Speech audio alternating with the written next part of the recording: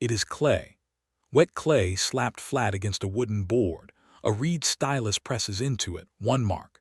Then another, tiny wedges, small enough to fit beneath your fingernail, but these marks can move armies, they can summon ships, they can beg kings for help.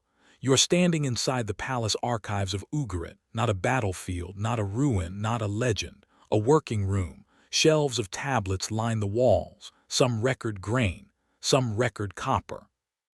Some record marriages, debts, treaties, offerings, shipments, taxes, names. A whole civilization stacked in rows of drying clay. The air smells of dust, salt, cedar wood, and warm earth. Outside the palace, the harbor is awake. You hear sailors shouting in languages from every edge of the sea. Ugaritic, Akkadian, Cypriot, Egyptian, words colliding in the sunlight. Ropes snap against wooden masts. Bronze tools strike stone. Donkeys cry under heavy loads. Merchants argue over copper from Cyprus, oil from the coast, timber from Lebanon, and gold from Egypt. This is Ugarit, a city built not by conquest but by connection. Every road leads to the palace. Every ship leads to the harbor. Every kingdom, sooner or later, writes to this place.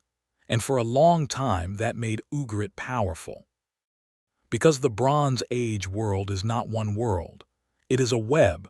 Egypt, Hatti, Cyprus, Mycenae, Canaan, Assyria, kings write to kings. Merchants trust merchants. Ships cross the sea because everyone believes the next port will still be there when they arrive.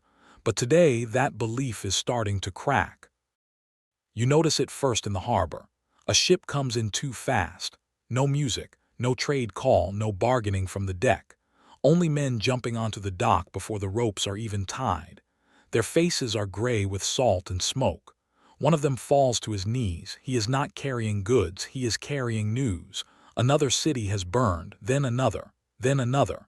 At first, people do not panic. They listen. They whisper.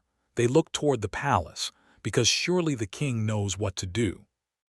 Surely Egypt will send ships. Surely Hatti will send soldiers. Surely the old alliances will hold. That is what everyone tells themselves. That is how collapse begins.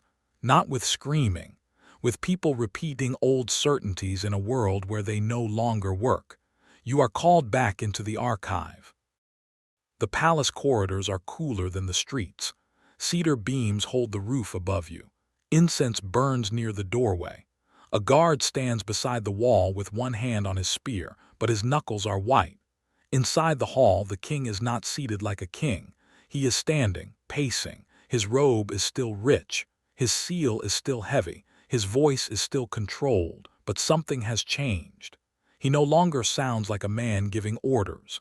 He sounds like a man running out of time. A messenger kneels before him. Enemy ships have been seen. Warehouses on the coast are burning. Villages have gone silent. The roads inland are no longer safe. The king turns to you. Right, so you sit. You pull the clay toward you. Your hands are steady because they have to be. A scribe does not tremble. A scribe records. Stylus touches the clay. To my lord. The words begin carefully. Royal words, formal words, the old language of power, but the room is too hot, not from the sun, from the fires outside the city. You hear shouting in the courtyard. A jar breaks. Someone runs past the door. The king keeps speaking. My cities have been burned. My ships are lost. The enemy is here. Send help. The stylus moves faster now. The marks become sharper, deeper, less beautiful. This is not a treaty, not a trade agreement. Not a list of grain. This is fear pressed into mud. Outside, the harbor begins to burn. You smell pitch first, then rope, then cedar, then the bitter smoke of ships that were supposed to save you. For a moment, everyone in the room stops pretending. No one speaks. No one breathes. Because every person in that palace understands what burning ships mean.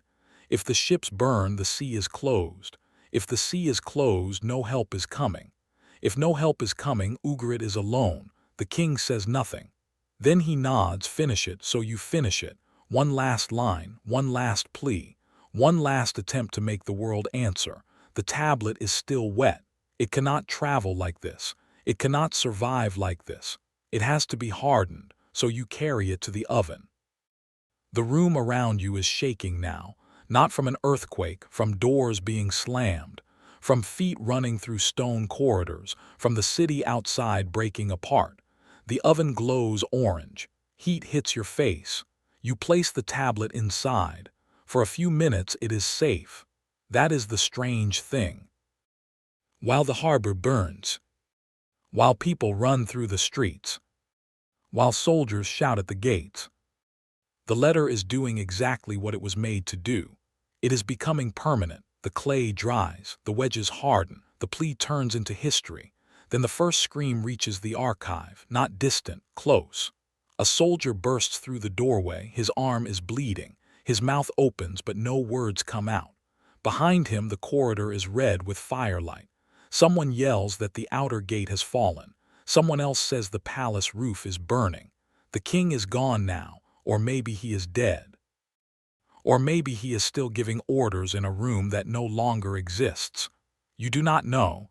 You only know the letter is still in the oven, still unfinished, still waiting, still hoping to be sent, clay breaking on stone. You reach for the tablet. For 1 second your hand is close enough to feel the heat. Then the ceiling gives way, and Ugarit disappears into fire. The harbor burns through the night. The palace becomes a furnace. The archive becomes a tomb. The great web of the Bronze Age snaps. Fast forward 3,000 years. The fire is gone. The ships are gone. The king is gone. The language itself is dead. Only the clay remains. An archaeologist kneels in the dust. His brush moves carefully through the ash. He does not hear the shouting. He does not smell the burning ships. He does not know the hand that pressed these marks. Not yet. Then the shape appears, a tablet, hardened by heat, preserved by the same fire that destroyed the city.